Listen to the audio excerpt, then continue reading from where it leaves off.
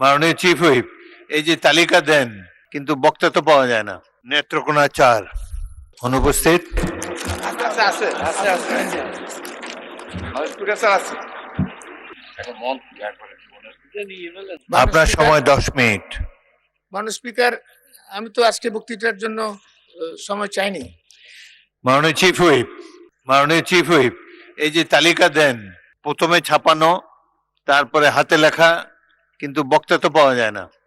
মাননীয় স্পিকার, আমাদের মাননীয় সদস্যবৃন্দ সবাই আজকে যাদের তালিকা দিয়েছি তাদের সকলের সাথে কম বেশি কথা হয়েছে এবং আমার মাননীয় হুইপবৃন্দ সবার সাথে কথা বলেছেন, কথা বলেই তালিকা দেওয়া হয়েছে এবং তারা সবাই ওয়েল অ্যাওয়ার।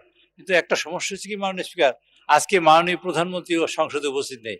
মাননীয় প্রধানমন্ত্রী সংসদের প্রাণ, অ্যাকচুয়ালি উনি থাকলে সবাই তার বক্তব্য শোনাতে চায়, এই জন্য আমরা অনেক বক্তব্য পাই না। তবে বাবর সাহেবের সাথে আমার মনে হয় মাননীয় হুইপ আমাদের নুরুদ্দিন সাহেব কথা বলেছেন, তারপর তার নামটা দেওয়া হয়েছে এবং কথা বলেই নামটা দিয়েছি। কাজে আজকে মাননীয় স্পিকার, আমি অনুরোধ করছি মাননীয় সদস্যবৃন্দ যারা আছেন তারা যদি বক্তব্য রাখেন, আমরা চেষ্টা করবো মাননীয় প্রধানমন্ত্রীর কাছে এই বক্তব্য পৌঁছে দেওয়ার জন্য, যাতে তিনি শুনতে পান যে আমরা কি বলেছেন আপনারা। ধন্যবাদ মাননীয় স্পিকার। জনাব লুৎফুজ্জামান বাবর, আজকে আপনি বলতে চাচ্ছেন না? আজকে আমি বলতে চাচ্ছি না, আর এই কথাটা সঠিক না। আমি মাননীয় হুইপ জনাব নুরুদ্দিন অপুর সাথে আমার এই ব্যাপারে কোনো কথাই হয়নি। আচ্ছা, ঠিক আছে, আপনি বসুন, আপনাকে পরবর্তীকালে সুযোগ দেওয়া হবে। আরেকটা জিনিস মাননীয় চিফ হুইপ, প্রথম সারিতে আমি মাত্র 3 জন মন্ত্রী দেখতে পাচ্ছি।